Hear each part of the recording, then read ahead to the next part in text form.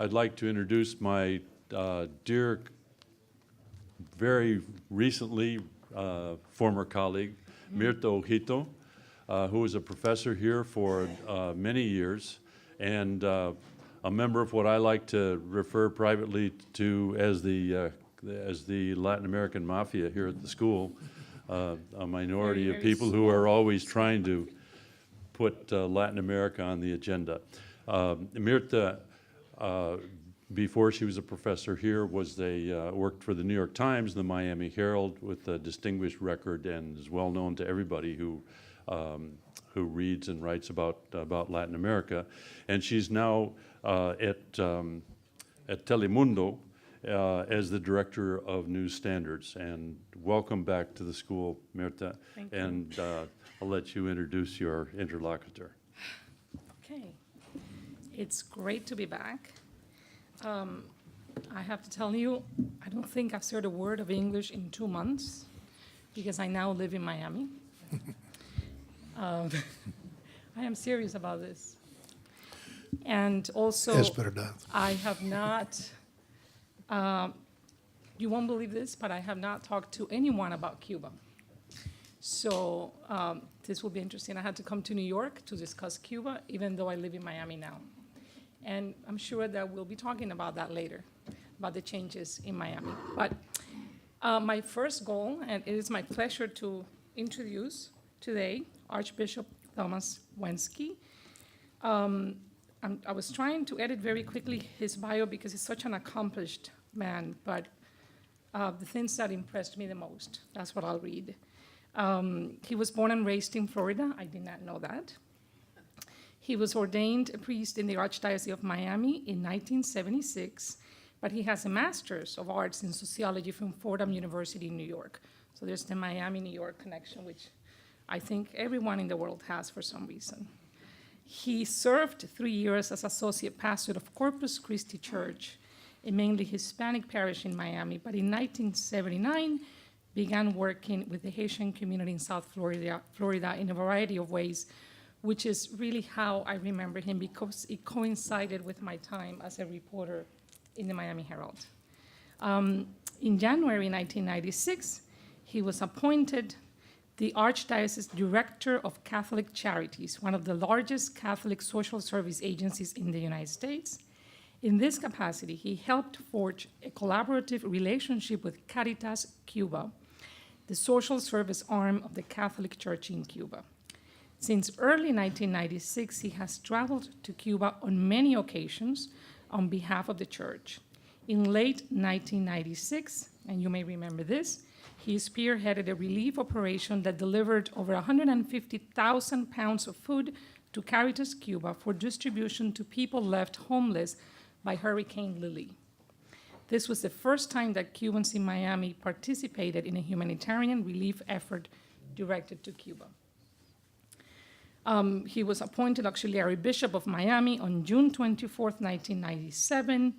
On April 20, 2010, Pope Benedict appointed him the 4th Archbishop of Miami. And on June 1st of 2010, more than 4 years ago, he was installed as Archbishop of Miami.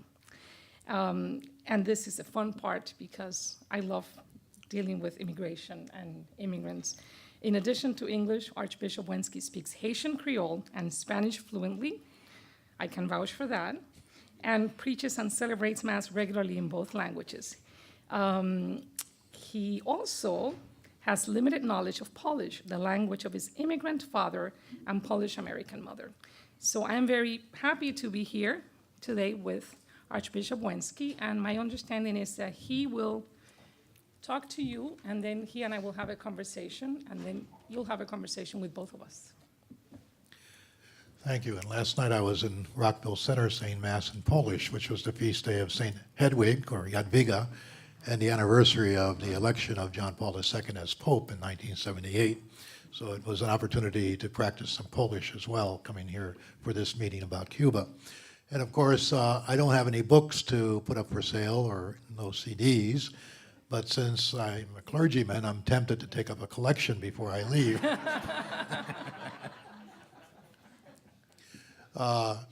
the Cuban diaspora divide is certainly been an intractable one, and I often think that it might be easier to solve the issues between the Palestinians and the Israelis than it is to solve the problem between Cuba and Cuba's exiled community. We could, subtitle this whole conference when we're talking about the embargo, how did a policy designed by liberal Democrats come to be defended by right-wing Republicans? Because that's the case. The embargo was put into place by a Democratic administration, and its biggest champions usually identify with the Republicans. Very interesting. And that shows you how, politics always makes strange bedfellows. Of course, Cuba's diaspora did not start with the triumph of the revolution. Desi Arnaz came to the United States in the late 40s or the early 50s, as did Senator Marco Rubio's parents before Castro. Tampa and Key West had expatriate communities from the late 19th century during the struggle for independence in Cuba from Spain. And in the early 1800s, a Cuban priest, Felix Varela, was the Vicar General of the Diocese of New York. And he endeared himself to Irish immigrants whom he pastored while he was here in New York. But as the revolution was consolidated and its Marxist-Leninist nature became clear, what has come to be known as the historic exile took shape. We have to remember the context, the global context in which this happened. It was at the height of the Cold War. Remember the Red Scare of the 50s in this country, McCarthyism, et cetera. The slogan was better dead than red. And Cuba itself at that time had a lot of migration from Spain, and the memories of the Spanish Civil War were certainly fresh in the minds of many Cubans. And so in the early 60s, Cuban parents, many of them, especially of the middle class or upper middle class,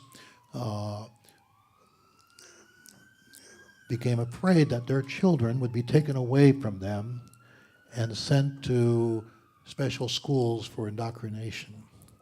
And because of that fear, parents started sending their kids to the United States, unaccompanied, the first unaccompanied minors. Over 14,000 children came to the United States in the early 60s under visa waivers, so they had a little bit more legal status perhaps than the Hondurans that have been coming in these past months. But they came without their parents, and again, the Catholic Church played a big role both in Cuba and passing out the visa waivers, but also here in the United States and making sure that these kids were taken care of in foster families or in orphanages throughout the United States. Now, the hero of the Operation Pedro Pan was a Irish-American priest of Miami named Monsignor Ryan Walsh. And I remember him telling me that those 14,000 kids were probably responsible for a chain migration of about 300,000 people. And so when you're thinking about this in those terms, without Pedro Pan, without Operation Pedro Pan, there probably would not have been a Cuban exile community in Miami, at least not to the dimensions that it eventually grew to, and perhaps not with the same passion that it had. Again, this community took root in Miami in the aftermath of the Cuban Missile Crisis. And at that time, intransigency was the default position on both sides. Castro said it very succinctly. Everything within the revolution and nothing outside of it. And so, when your enemy is described in Manichaean terms, the devil on one side, the angel on the other side, and depending on what your perspective is, who is the devil and who's the angel. But when you describe your opponent or your enemy in Manichaean terms, there is no possible common ground. There is no dialogue possible. And so, you can understand how the intransigency of this exile community took root. And again, remember, in those early days of the revolution as it was becoming consolidated, there were summary execution, firing squads, the repression of the Catholic Church, the confiscation of schools and institutions, the closing of institutions, the deportation of priests, both foreigners and Cubans, imprisonment. And when somebody chose to leave the country, their goods were confiscated and they were subjected to harassment, insult, etc. So this was a terribly traumatic experience,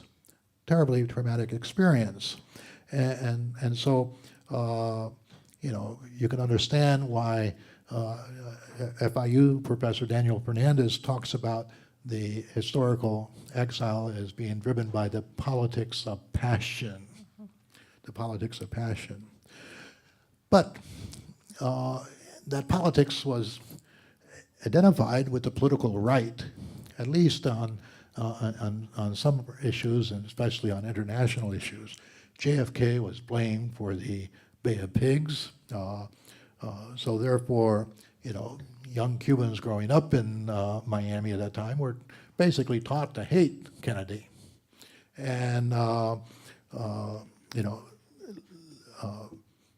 liberals who were deemed to be soft on communism were demonized.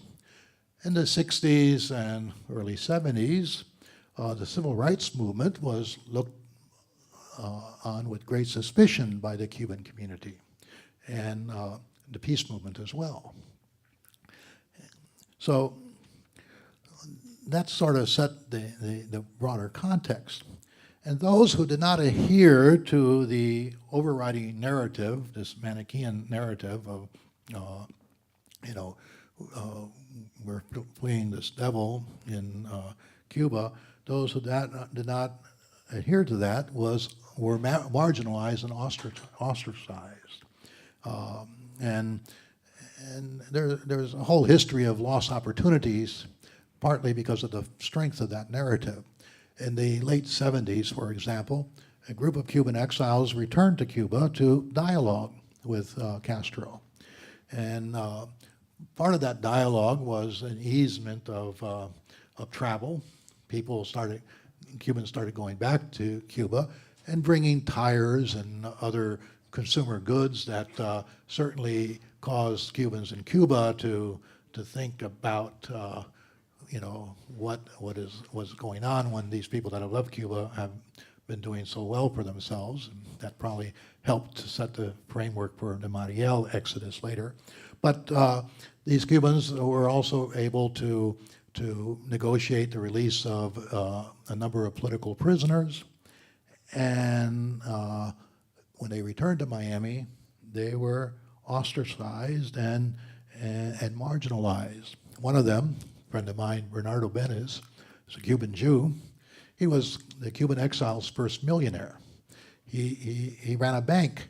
He was the head of United Way in Miami, the first Hispanic that got that position in the 70s. But because he was participating in that dialogue and was labeled as a dialoguero, ostracized, marginalized, lost his position, his business, etc. And this happened to others throughout the time. I don't know if you remember the famous incident in Miami with Nelson Mandela. Mandela was coming to Miami, and this was after, of course, he got released, and when he's basically doing a victory tour around the world. It was in New York, coming to Miami, was going to be given the keys of the city. the mayor at the time was a Cuban American, but he had to backtrack and rescind his offer to give him the keys to the city because Manila was tainted, because he had nice things to say about Castro, because Castro was was at least defending him while in those years of prison, and so Mandela felt a certain loyalty to that, and it created a whole lot of tensions in Miami between the African American community and the Cuban community. There was a boycott that black businesses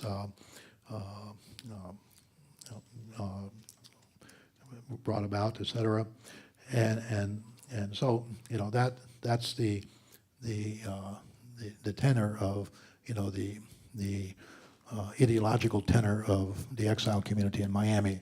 Very hardline, very intransigent, and also enforcing political conformity or political correctness. A restaurant in Little Havana entertained a singer from Cuba, and the restaurant closed in a few months after that because of a boycott, et cetera.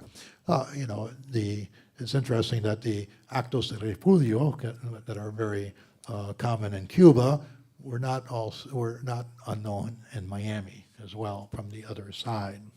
Of course, this began to change, and part of it began to change in the 90s, partly because the Soviet Union fell, and the narrative had it that Cuba was a bit of a captive country, captive to the Soviet Union. But when the Soviet Union fell, Cuba did not.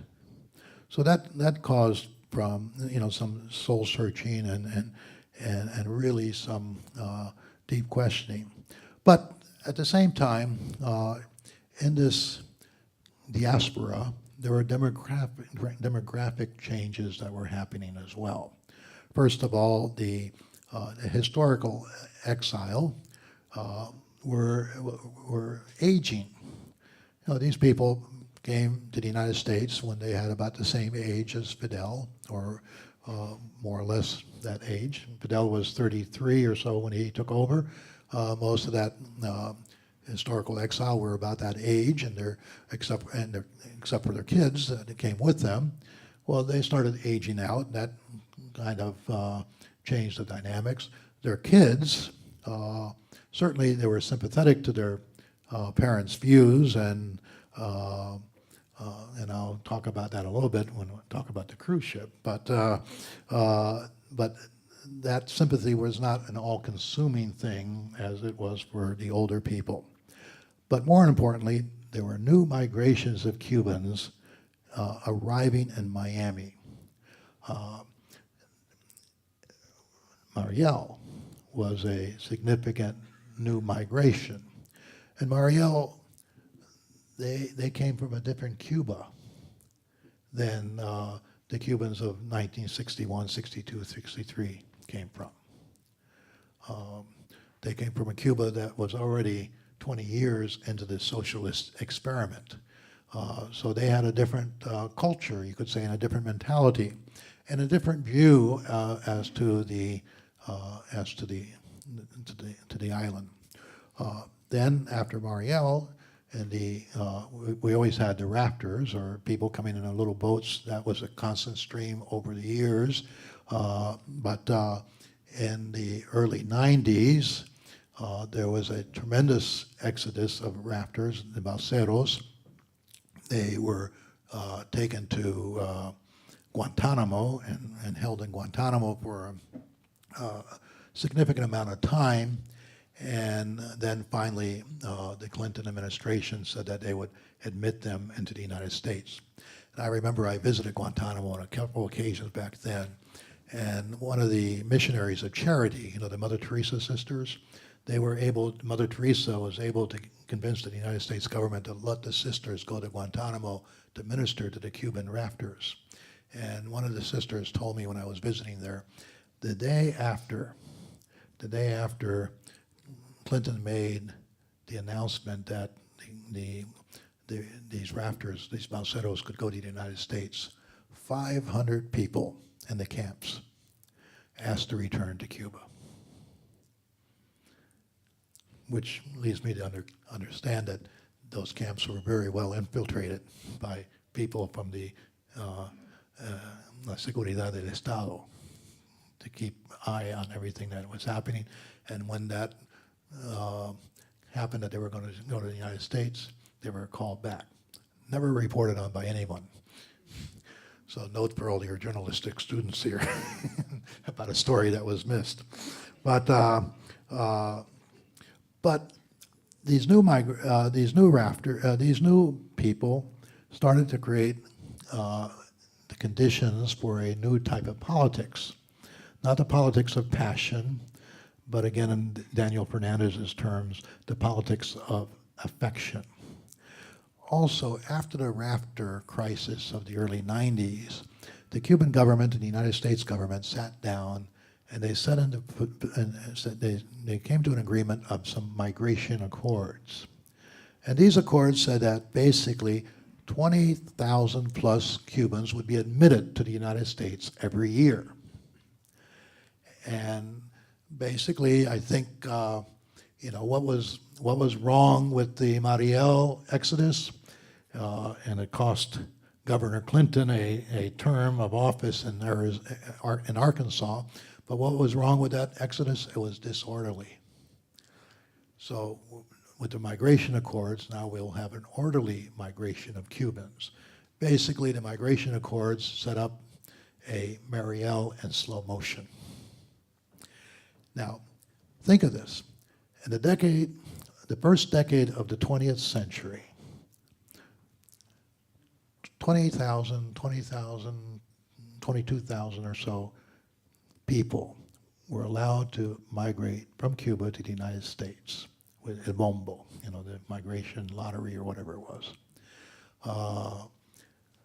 That meant that in the first decade of the 20th century, more Cubans came to the United States than in any other previous decade. Because the 60s, I don't think it passed 300,000 or 200,000. In the 80s, it was 125,000. The 90s with the Balseros, maybe another 70, 80,000. But now, in the 2000s,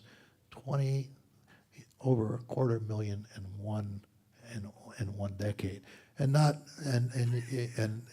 there are more than just those people that came over with the visa waiver, or not the visa waivers, but the migration accords, because you still had Balseros coming.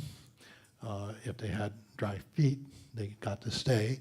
And for example, for the past several years, about 12,500 Cubans crossed the Rio Grande to come to the United States every year. So this decade, the second decade of the 20th century, we'll probably see a larger migration than the last decade. And so, we have a whole different demographic of Cuban diaspora. And again, those people that came in the 60s are dying out. Their kids are still alive, the ones that came in Pedro Pan, but they're my age. They're in their 60s. And now that their parents are not alive, some of them are freer to think about engaging with Cuba. In the mid-90s, when I was appointed Catholic Charities, I visited Cuba with Catholic Relief Services. I visited Cuba about 4 or 5 days after the shoot down of the Brothers to the Rescue plane, Las Avionetas. And I had to go to the Bahamas. It was a small plane that we were taking insulin for children with diabetes that Catholic Relief Services was working with Caritas Cuba. Now, Caritas Cuba only was organized about 92, 93. It was the first time that the church was able to open Caritas or Catholic Charities in Cuba. of course, this was due to the special period of when Cuba lost its subsidies from the Soviet Union. And you've got to imagine how this was a bitter pill for the Cuban government to swallow, that, the ultimate big daddy state, that took care of all the needs of its people, would have to grant space, even though it was a minimal space, to the Catholic Church so that they could do relief or charitable efforts. Now, I went, and I remember I went to Cuba right after the shoot down, but before I went, I asked Bishop Roman. I wasn't a bishop at that time, but Bishop Roman, who was the icon of the Cuban exile community and one known for his intransience, I said, should I go because because of this shoot down and everything? And he says, no, you go because the church always goes and visits people in prison, so there's nothing wrong with you going to Cuba, no matter what happens out there. So I went to Cuba and I made some friends with Caritas people, etc. A few months later, Hurricane Lily hit Cuba. They've had worse hurricanes since then. But I got on the phone, I talked to my counterpart in Cuba with charities, and I said, would you be open to, some relief effort? And he said, sure. So I went on the radio in Miami, and I said, we'll take foodstuffs to Cuba to help with the victims of the hurricane, and we'll distribute it to hurricane victims through Caritas, through the Catholic Church. In about less than a week, we collected over 150,000 pounds of food cans. Now, this created great controversy in Miami. In fact, there was one or two radio stations that supported me on this effort, but the rest of them were totally against it. And even the Cuban stations that supported me told the people, if you're going to hand in the food, write exile on the cans so that the government won't steal it, so that they'll know that we're giving it to them.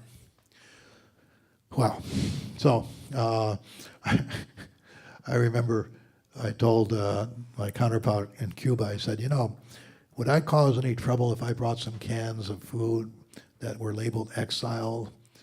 And he said, yeah, I think you would. And I said, well, can I bring them anyway? And because we sort it out in Cuba because I can't sort it out here in Miami.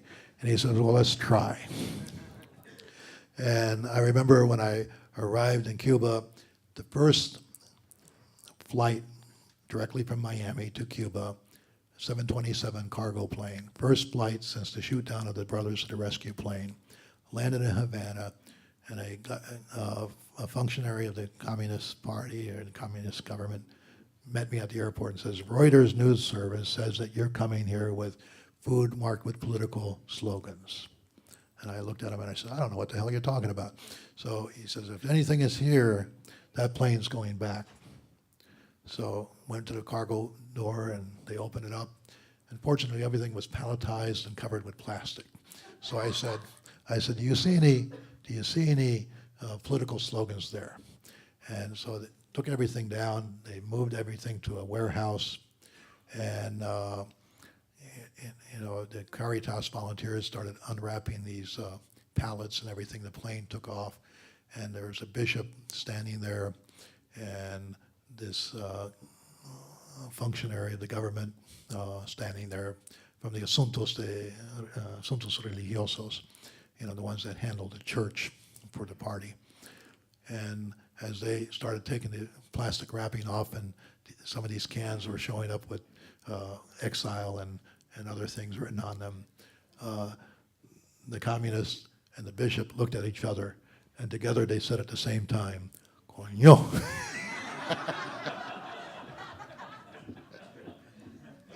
Did they take them? Very interesting. Did they take them?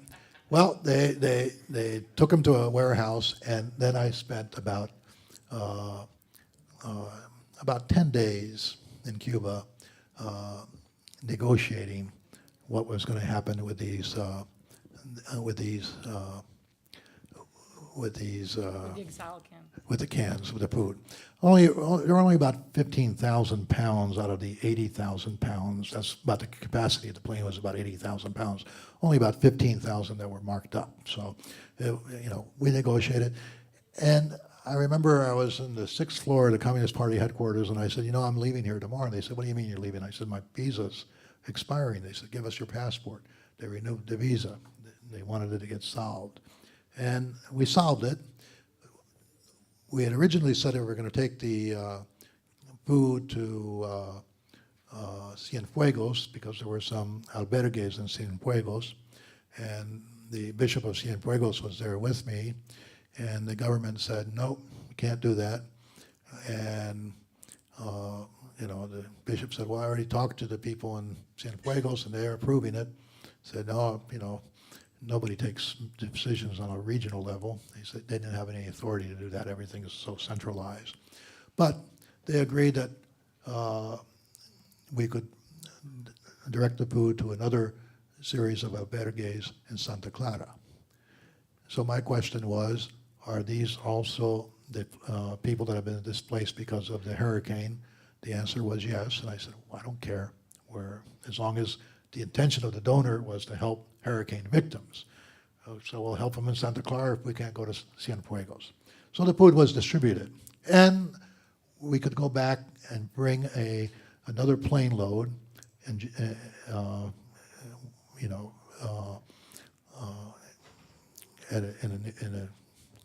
within a couple months, because I still had the rest of the food in Miami. Now, the Cuban government told Caritas to send 2 people from their office to go to Miami with me to make sure that no marked food would come back on the next plane. And I remember when I came with the next plane, I said, one of the Caritas people said to me, and please don't quote me on this, they said, you have any marked food? And I said, no, well, I said, la única etiqueta es que Fidel es maricón, pero eso no es político, es biológico.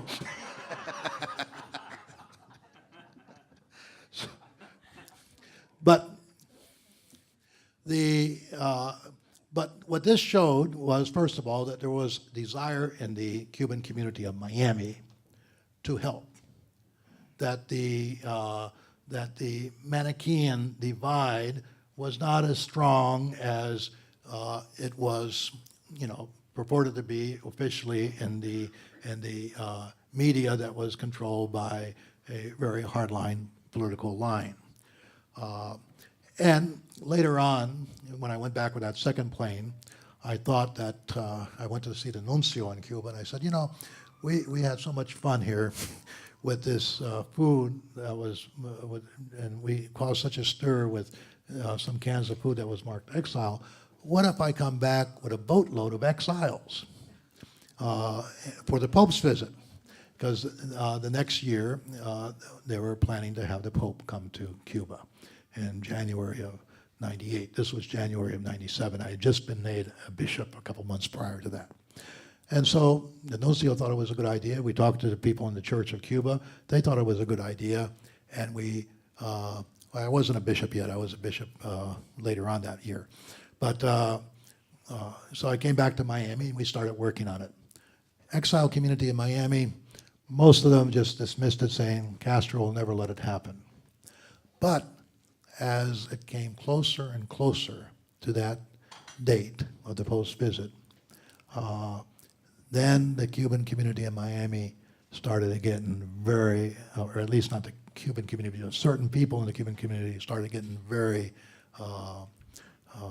concerned and upset. In fact, when I was ordained a bishop, I had a group of Cubans outside the place where I was ordained protesting. But, and it was, again, how can you bring take a boat to Cuba going over the same waters that all these balseros have died? And the people who are telling me this are fishing in those waters from their, big boats that they own.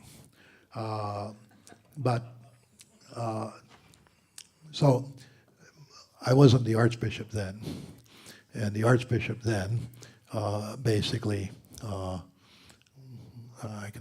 say it, he blinked, and so he canceled the cruise.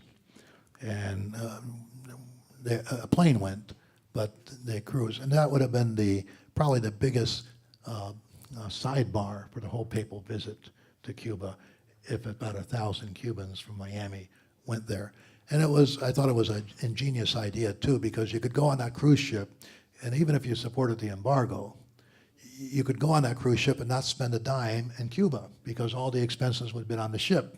Your meals would have been on the ship. So you could have gone and not, in any way been untrue to the embargo, as it were.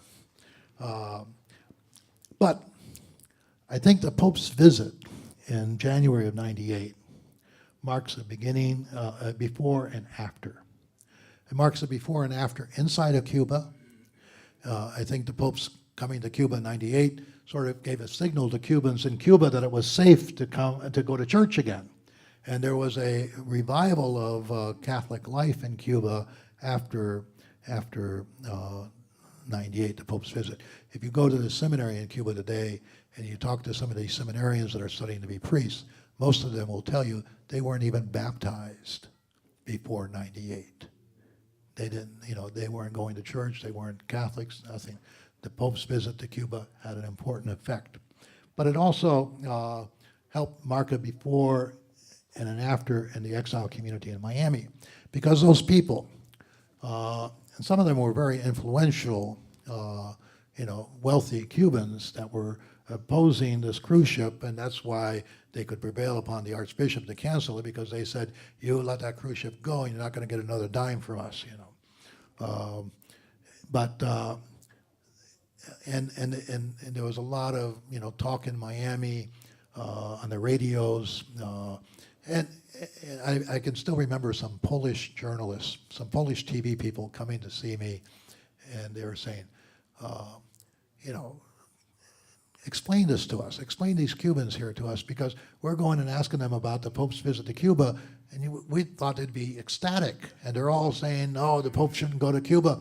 And they're saying because Castro's going to manipulate the Pope.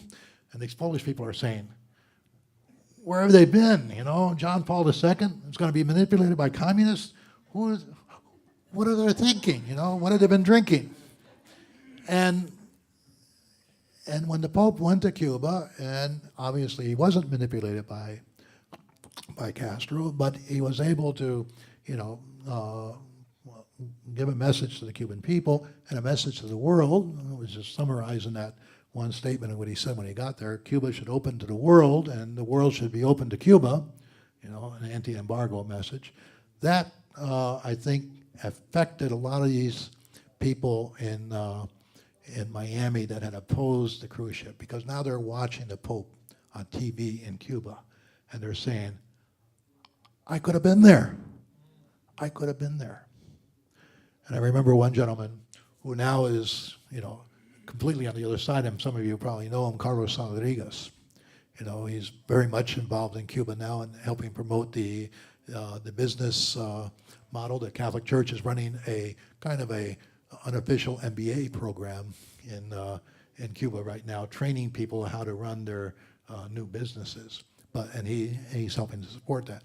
I remember, several months after this failed cruise ship, he came up to me and he came up to me and said, Bishop Wenski, I'm very sorry that I opposed this cruise ship to Cuba. And I said, Carlos, I'm very sorry that you did too. This is actually a perfect moment to ask you a question that I've been thinking about. So, Carlos Rodriguez is a good example. In what other ways has the Cuban community in general in Miami changed? And what would you say, and we talked about this the other day when we were both in the cars, in different cars, driving in Miami traffic, but in what other ways what are the biggest misconceptions of Miami that people outside Miami have? Well, I think, that Cuba is monolithic, and the Cuban exile in Miami is monolithic in his thinking. That's no longer true, if it ever was true. And people are genuinely caring about Cuba and the Cuban people. For example, shortly after that Pope's visit, the Knights of Malta Cuban Association, which is Knights of Malta is a worldwide organization of Catholic people, usually people of affluence and influence. And so the Cuban Association of the Knights of Malta in Miami are pretty much what you would consider to be very conservative, rather affluent people. And they're not factory workers or, lawyers and stuff. People that you'd expect to be, a little bit hardline on Cuba, because some of them, especially the older ones, came from the upper classes of Cuba. Well, since the Pope's visit, they've been sending at least $350,000 a year cash to Cuba. Cash that they give to the church to supply or to run soup kitchens, basically, comedores, throughout the island and parish churches, where these soup kitchens give it's more than soup that they serve, but the money is used to buy food on the, they have the hard currency to buy food, and they use that food to feed elderly Cubans and across the island. People that would not have a hot meal or a nutritious meal without that help. That's one of the things that are going on. And there are other, many other types of, examples of solidarity. People from a village in Cuba that have an association in Miami, and when a priest travels from that village, comes to Miami, they get together and they have a collection and they go back and they put a roof on their church, or they do this or they do that, etc. So there is a lot of that going on. And the other thing is that, again, the last Pope's visit 2 years ago, that visit was announced too late for me to organize a cruise ship this time, but about 500 people traveled with me to Cuba. Many of them Cuban Americans, many of them who had never been back to Cuba since they were little kids. And this was a tremendously healing experience for them. And in fact, a lot of times, people that would never consider going back to Cuba, of this older group, went on this trip with the Pope because the church gave them sort of like a protective bubble that they could go in without, maybe compromising some of their promises that they made to their parents or whatever. But going back to that demographic change of all these people that have been coming here in the last 20, 30 years, this explains the new politics of affection, because these people are the ones that are traveling back and forth to Cuba. They're the ones that still have the family ties in Cuba. They're the ones that are sending their remittances home to Cuba. And they're the ones that are affected, and their families are affected because of restrictions on travel, restrictions on remittances, et cetera, that are in place because of the embargo. And 300,000 people traveled last year to Cuba, Cuban Americans. And when the first charter flights were going back and forth to Cuba, and they've been going on pretty much throughout the period of the since the revolution. Sometimes Eastern Airline would have charters to take out political prisoners that come to Miami, et cetera. But they would never put on the board in the airport any flights arriving or going to Havana or something like that, because it was considered a bit too dangerous. In fact, one time a Cubana airplane landed in Miami. I think it might have been hijacked or something, and it was in Miami. And a Cuban American that was driving one of those food trucks, that bring food to the other planes, saw that Cuban airline on the tarmac in Cuba, and he just drove his truck right into it, as a way of, lashing out at the communism. Today, you can go to the Miami airport, and you look on the board, and you'll see 10 to 15 flights going to Havana, Santa Clara, Santiago, Holguín, Cienfuegos, all listed there, and the people, lining up with whole lots of consumer goods going back to Cuba. And that's really a big change. One thing we could talk about a little bit too is the Cuban Adjustment Act. Yeah, but that's a big topic. I wanted to talk a little bit about these terms that I had never heard before, and I like them, but I think they have coexisted always, the politics of passion and the politics of affection. I'm not sure that we can take the politics of affection out of the equation. No. Before. Affection was always there. There was just no possibility for travel. The period between, there was really only 7 years when travel between Cuba and the US was practically non-existent, which was the end of the freedom flights and the beginning of the dialogue. Right. So we were talking really only about 7 years, when Cuba was truly, and the only time when Cuba was truly an Isolated, island. right. That was it. Before that, there was people leaving Cuba, and after that, in the first opportunity, yes, it was painful, and yes, there were consequences, which you have discussed. But the fact is that the people who initiated the dialogue were Cubans. Right. And the 100,000 people who traveled to Cuba when they could in 1979 were Cubans. That's right.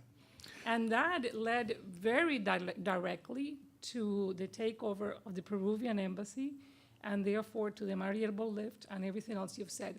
So I think the politics of affection has always been part of the equation. As but is the we- politics of passion as even the today. politics of passion. But we just simply didn't have, we haven't always had the opportunity to travel, and that has changed. I also wanted to talk a little bit more about how the thinking has changed, because we've always referred to this Cuban diaspora, or most of us, as the exiled community. But some people think that for a long time now, but certainly after the migration reform in Cuba, exile is dead. That the behavior of the Cubans pretty much arriving for the last decade or so, but certainly since the migration reform, it's typical immigrant behavior. Though the conditions in Cuba haven't fundamentally changed, there is migration reform. And as you just said, there's a lot of travel back and forth, lots of people coming here, becoming residents, staying for 6 months, returning to Cuba, buying things that their relatives need in Cuba to open up restaurants. I mean, there's a lot of trade going on between Miami and Cuba. I even heard that there is a barber shop in Hialeah that takes the Cuban peso. I did. I haven't been to it, but I heard this. So I am told, I mean, I hear that exile is dead, so I wonder how you Well, feel about there is that. a garage in Hialeah that will also sell parts for Ladas. Exactly. And you don't have any Ladas in Miami, but you do have lots of Ladas in Cuba. And so, So can we talk about exile anymore? well, it's an it's a the Cubans of the recent years pretty much look like the profile of migrants that are coming from other Latin American countries and coming to Miami as well. So they increasingly look like them, and even exile or refugee is kind of a misnomer too, because, and I mentioned the Cuban Adjustment Act, which was put into law in 1963, basically made it unnecessary for Cubans to apply for political asylum. When Cubans, so when Cubans come to the United States, they don't have to apply for asylum and prove their case that they have a reasonable fear of persecution, et cetera, because the Adjustment Act says that a year and a day after you arrive in the United States, you will have a green card. And so that has, also, maybe changed the concept of exile or refugee, and the way that people see themselves or are seen by others. I think I'm conscious of time, so I think I'd like to open it up to all of you. So if you have questions. Yes.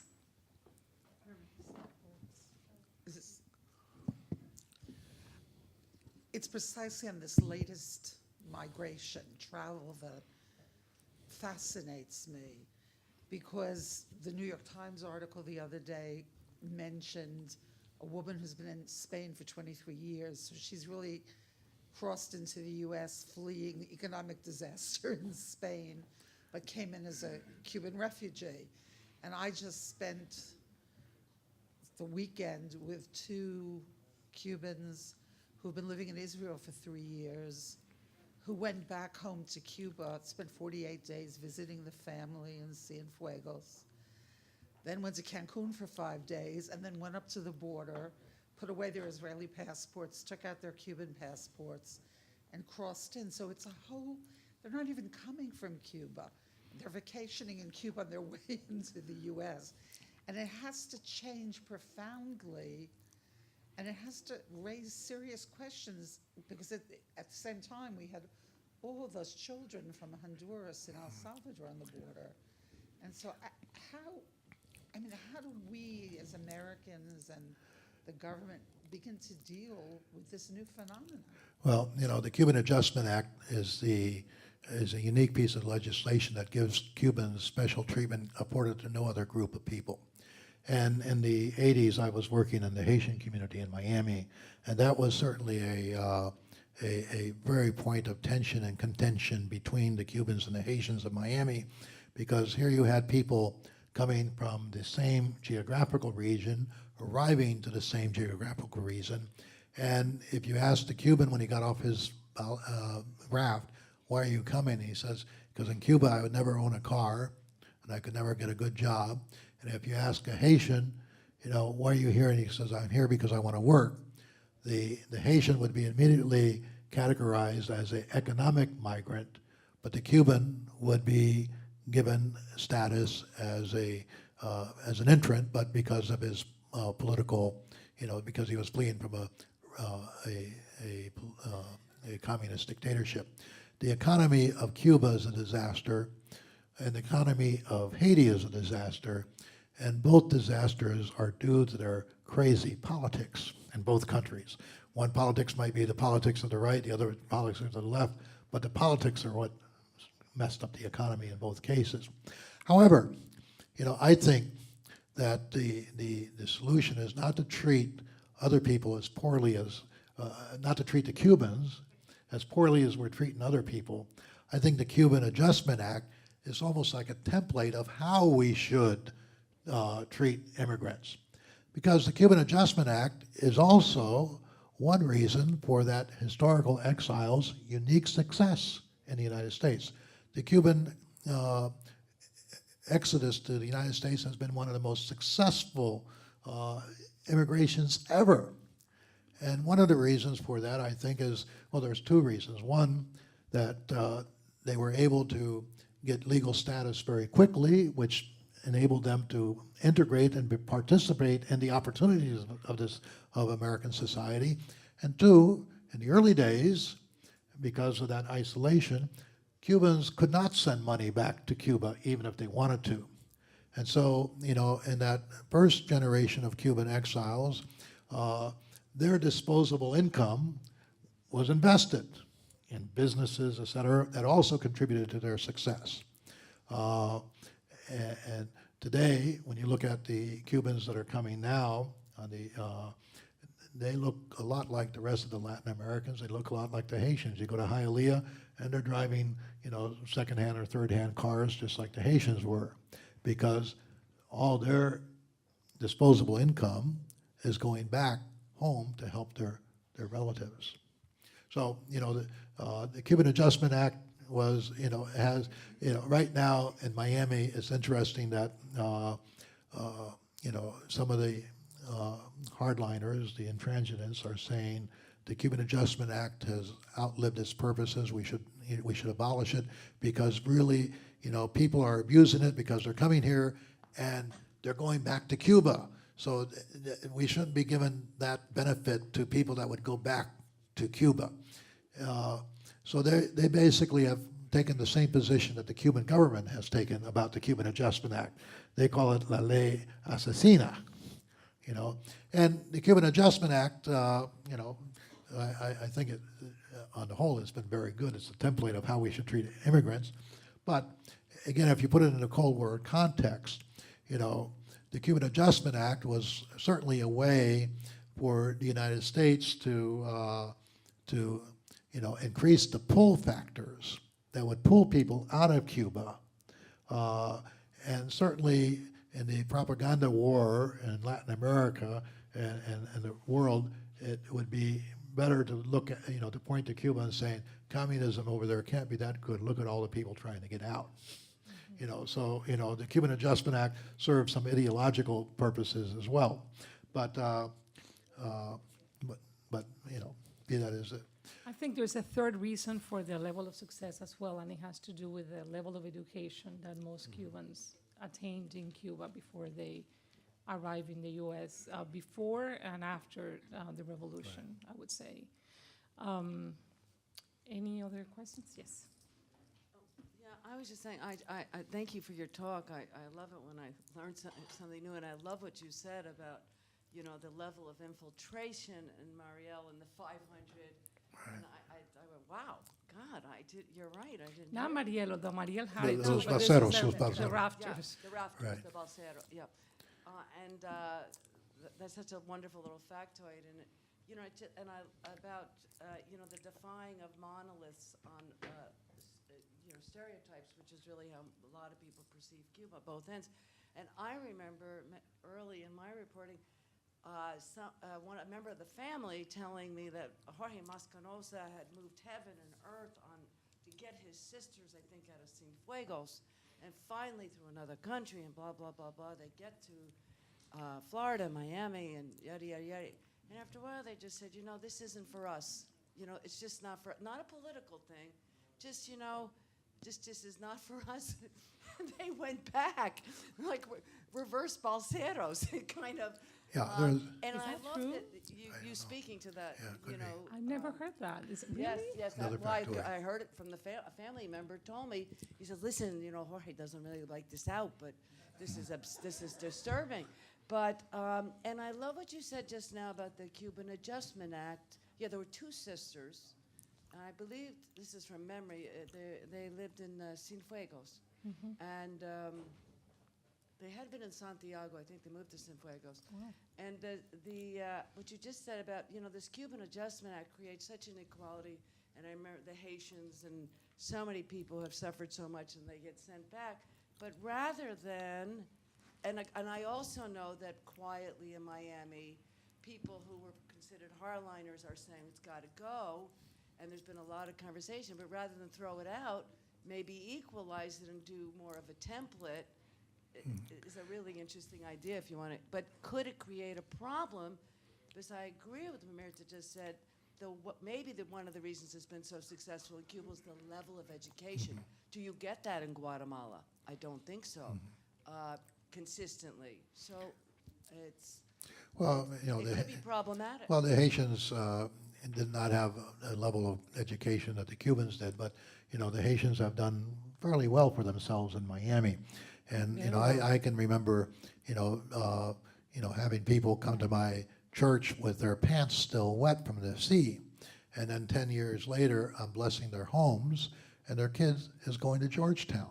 You know, so you know the Haitians, because you know the United States has you know a tremendous ability for you know, to upwardly raise up people, and again, you know, when you look at you know, I always say illegal migration in a lot of ways is the best type of migration because, you know, illegal immigrants come with no sense of entitlement, you know, and they're also risk takers.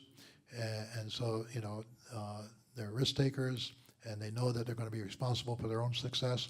You know, what other attitudes are best, you know, rewarded by this American capitalistic system as people that are self-starters and risk takers?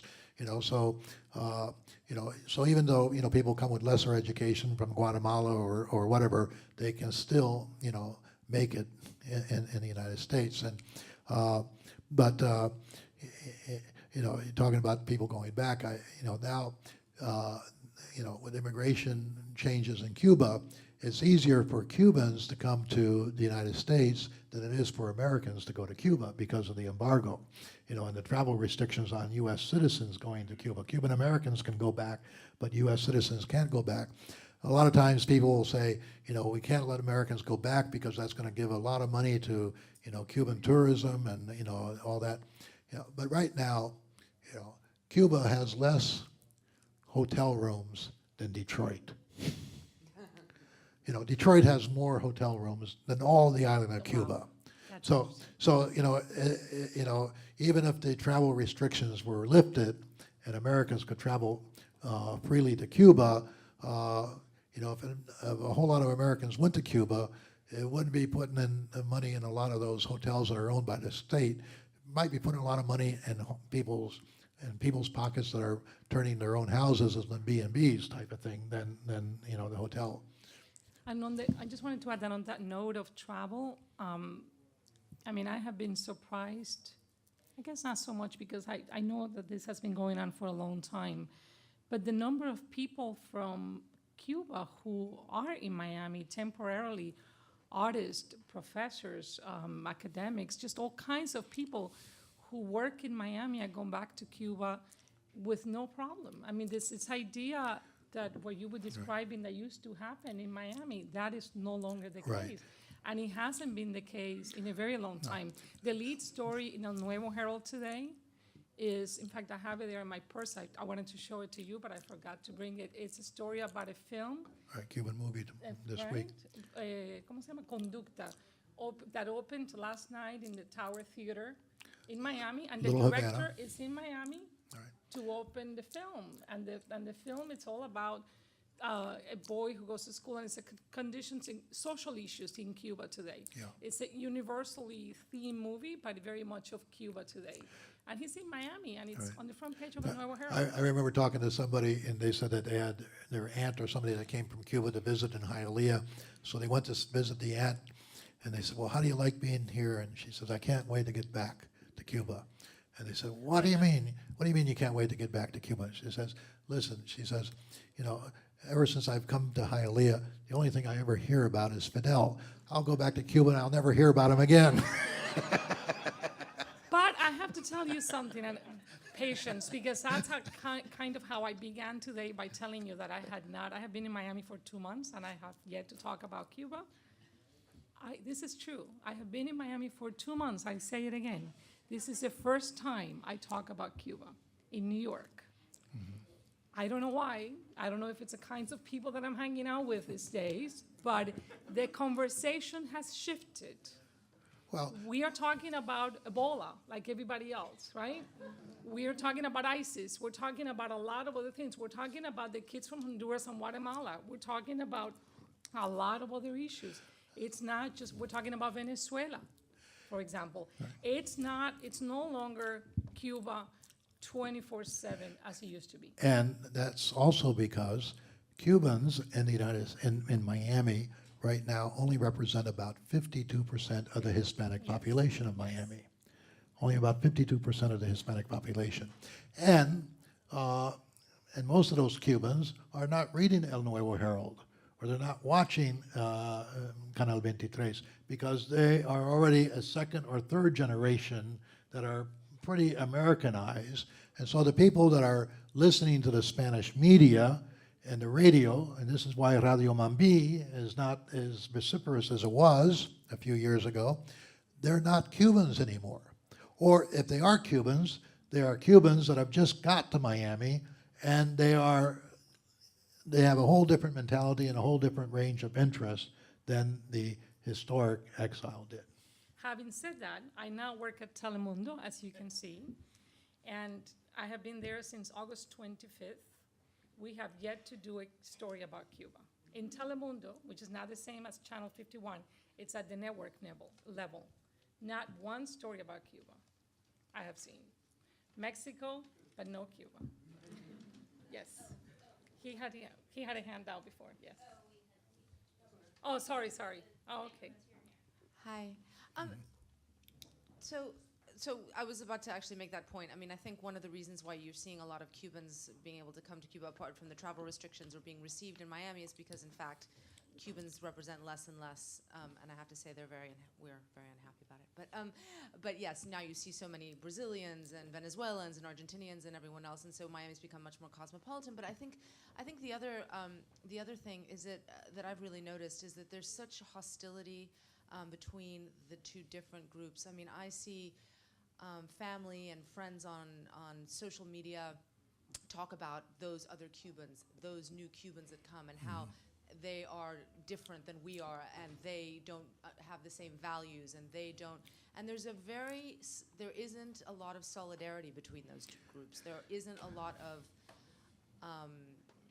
there is a real divide. And so my question is, and there is a question, it wasn't a statement, is looking forward, because you have those divisions, both generational and otherwise, and in attitude, once change does come to Cuba, which is the purpose, I suppose, of this conference, how do you think that's going to play out in terms of the relationship with the island, and which groups will have the most influence or will go back?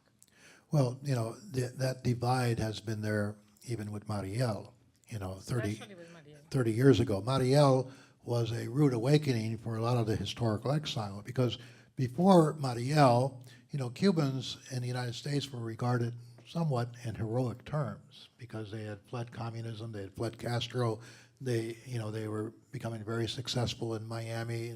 The doctor that was bussing tables until he could get his license and work as a doctor again.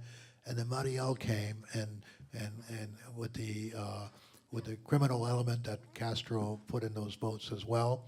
And this is a Marielita here, so not all of them were bad, but that was certainly a rude awakening for those Cubans. And the social economic background of Mariel was quite different from the social economic background of the historic exile, and somewhat the social economic background of these new people are a bit different too.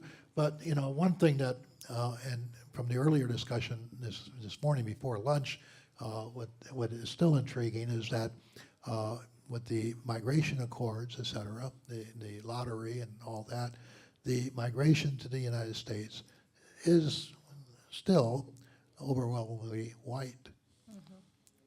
And Cuba is becoming more and more mulatto or black country as when you look back on it. So, and I'm not sure what that is. Certainly we can say that the remittances coming from white Cubans going back there probably gives them an advantage that blacks that don't have relatives here. But I'm not sure why the blacks that don't have relatives here are not coming, unless it is the ties to family and to tierra that are keeping them behind.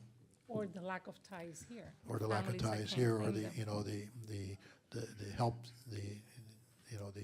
the networking that could happen here. But one of the things about the embargo too is that the embargo, we can always argue that the embargo has been ineffective, because if it was designed to cause the communist government to fail, after 50 plus years, it ain't worked. And you wonder why people in Miami, and increasingly less so, because now the polls in Miami say that there are probably a higher group in Miami, 52%. 52% saying lift the embargo, higher group than the rest of the country.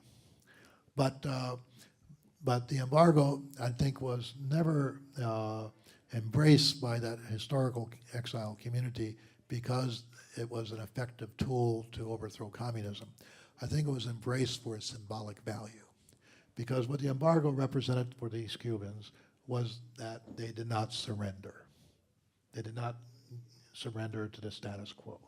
And that is what the embargo was. It's an emotional thing because it's of symbolic value.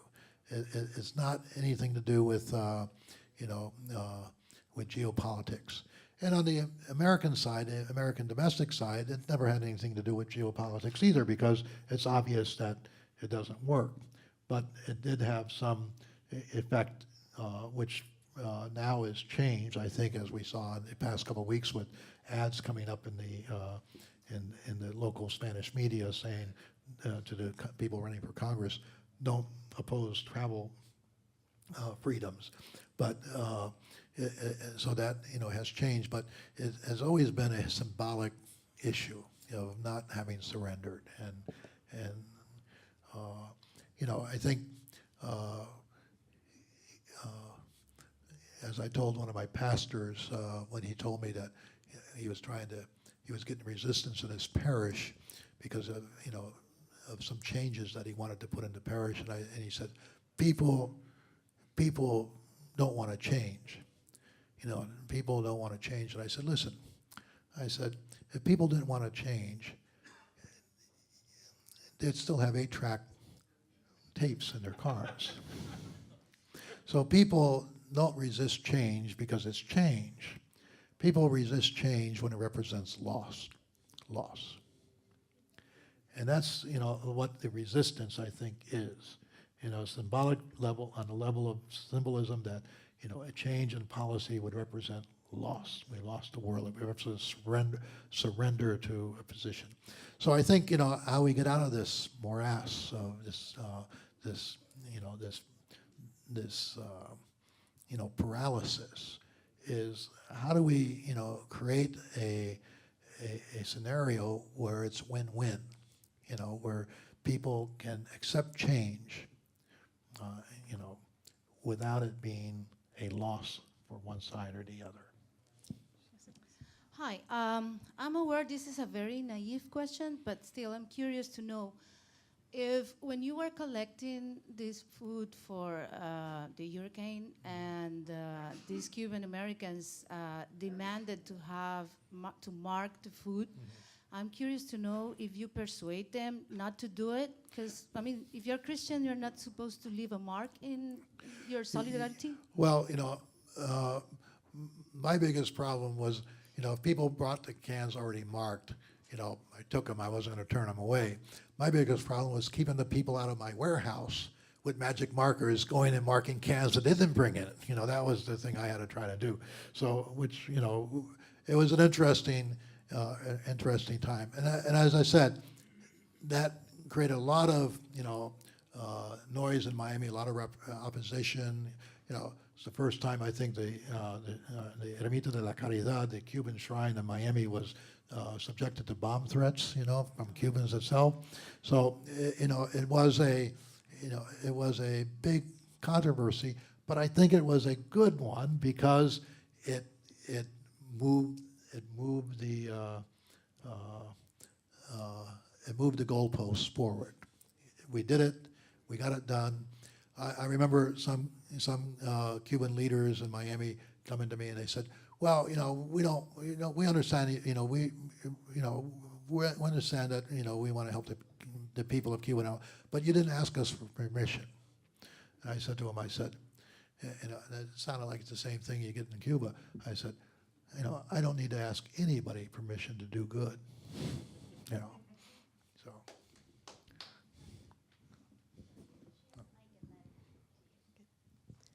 Thank you for the conference.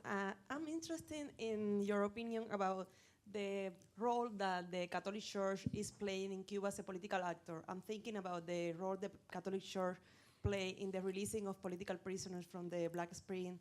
And I'm interested in if there is any communication or relationship between the Catholic Church in Cuba and the Catholic Church in Miami, if you have conversation with people there. Thank you. Oh yeah, well there's great communications between the church and Cuban church in Miami. In fact, after that Lily trip with the food and everything, one of the ideas that came up was that we should structure some type of an encounter.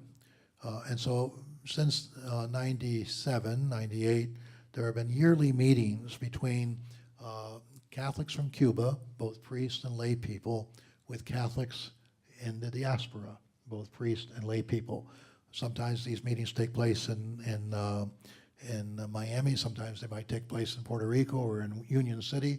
But they've been going on now for this time for what 17 years, and it's a great way of reintroducing both sides to the other, so that first of all, the Catholics on this side could understand the evolution of the church in Cuba, because the church in Cuba of the 60s was repressed very strongly by the Cuban government, and Castro had his policy was not to make martyrs, but to make apostates. So, he didn't, and Castro will brag that he never shot a priest. And it's true, but he did shoot a lot of Catholic lay people. But his policy was not to make martyrs, but to make apostates. And so, if you went to church, your kids wouldn't get into the university, you would be denied a promotion in the job, etc. And so, for people that didn't have a very strong attachment to the church and everything like that, they basically stopped going to church. But in the mid 80s, the Catholic Church in Cuba had a process that they called a NEC, which was an encounter of all the church in Cuba, which they basically said we gotta engage here, and that engagement was one of the things that led up to the Pope's visit and the creation of Caritas and everything. And so the church in Cuba has been about trying to gain space, ganar espacio. We've heard talk about space with the musicians and everything. And the church is trying to gain space. It's doing it with Caritas. It's doing it now with these courses for people that are starting businesses. It's doing it with its magazines that they have, etc.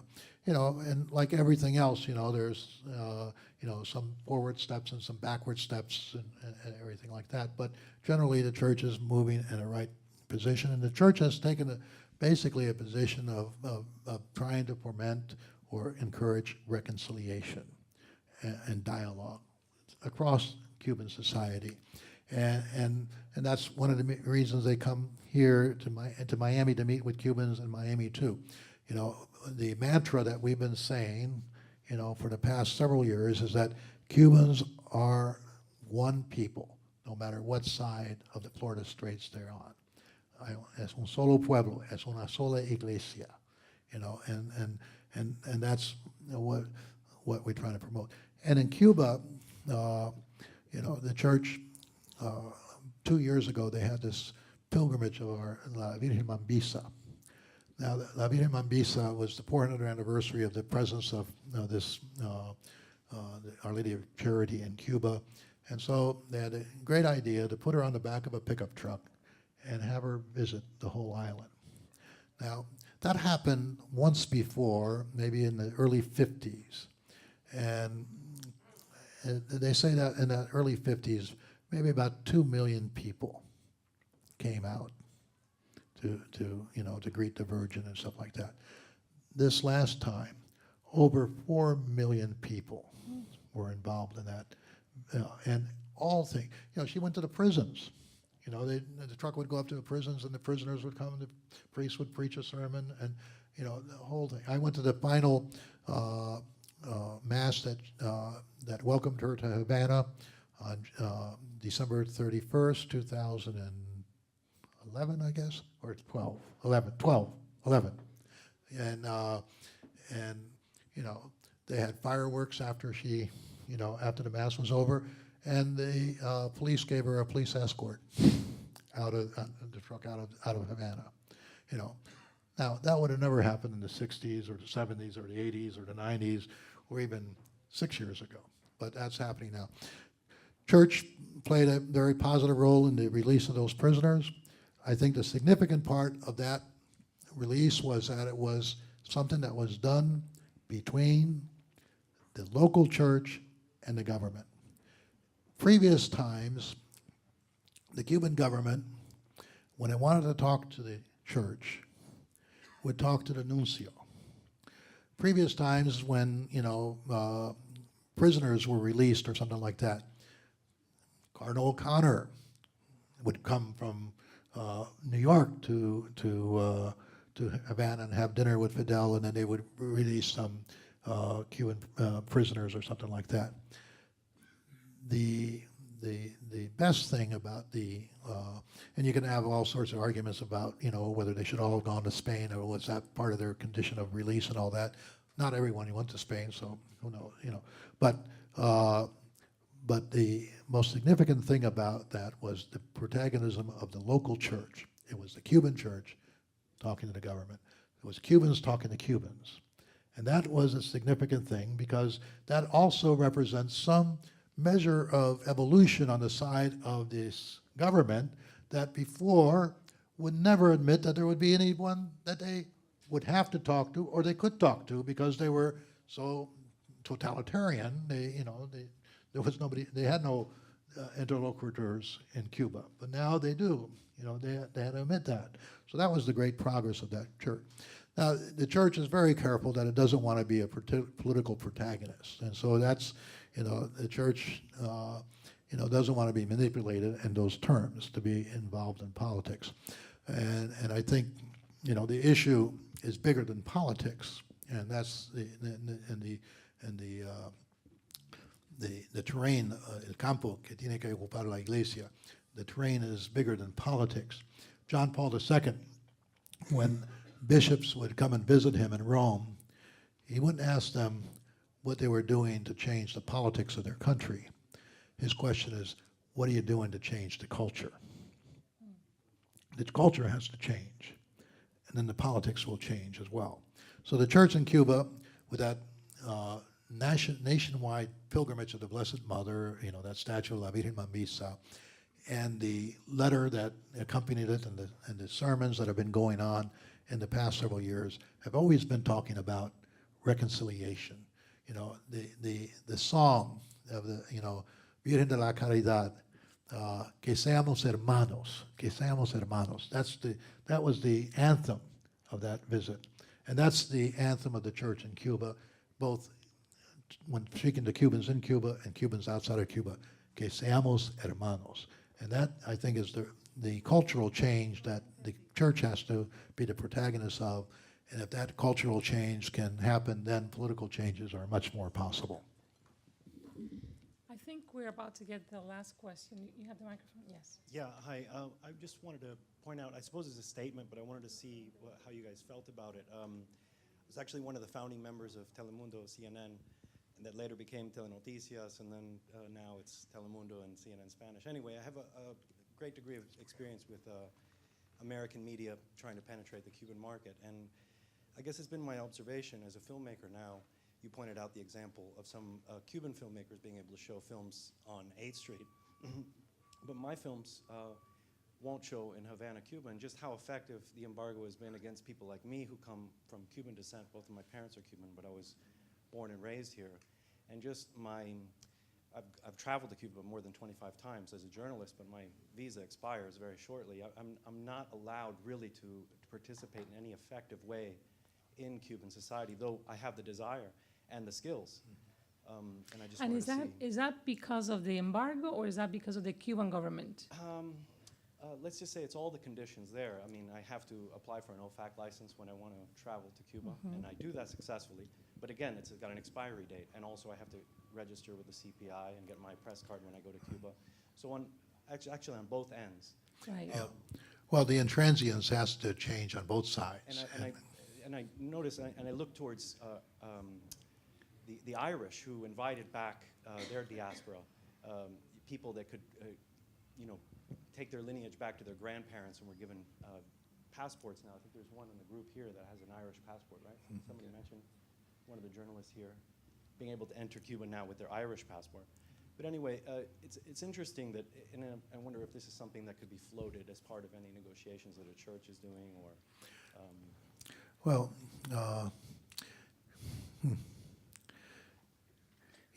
yeah, Cuba has to evolve to, basically, Cuba has the Cuban government still has to come to terms with its diaspora, just as the Haitian government has to come to terms with its diaspora.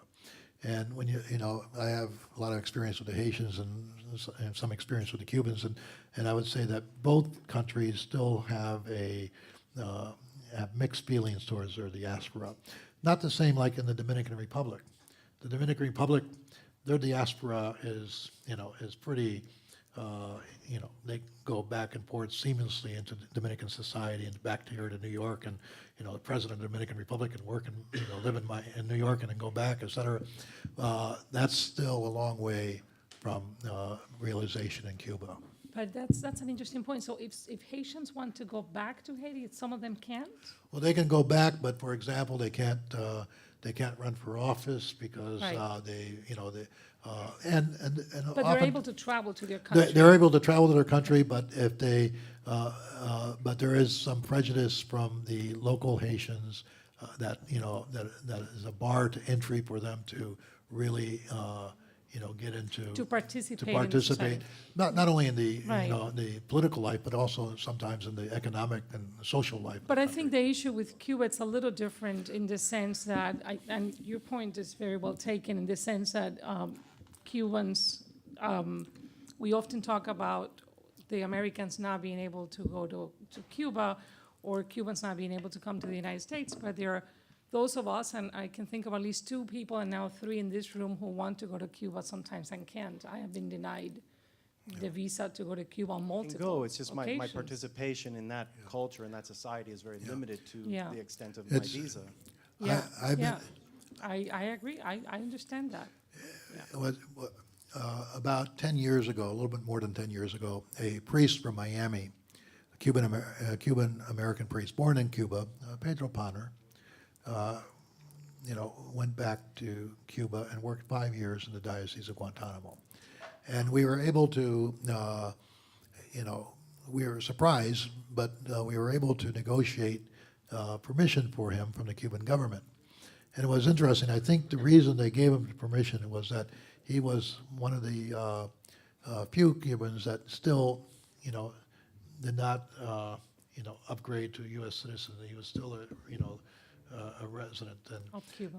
And he went back to Cuba, and he even got the ration cards, Interesting. and he worked 5 years there. Right now, I have another priest, Cuban-American, that left Cuba when he was maybe an early teenager, who's back in Cuba working as a priest in the Holguin area.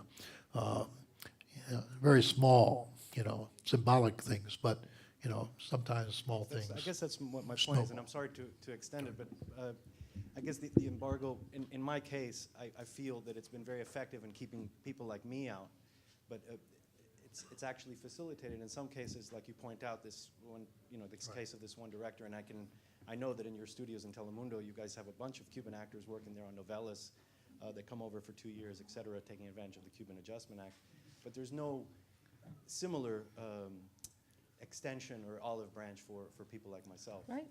And I'm not a highly politically charged No, person. I get it. Just to No. participate in society as a journalist, as a filmmaker. Yeah, the changes have to come on both sides. I get it. And we're going to have to stop there. Yeah.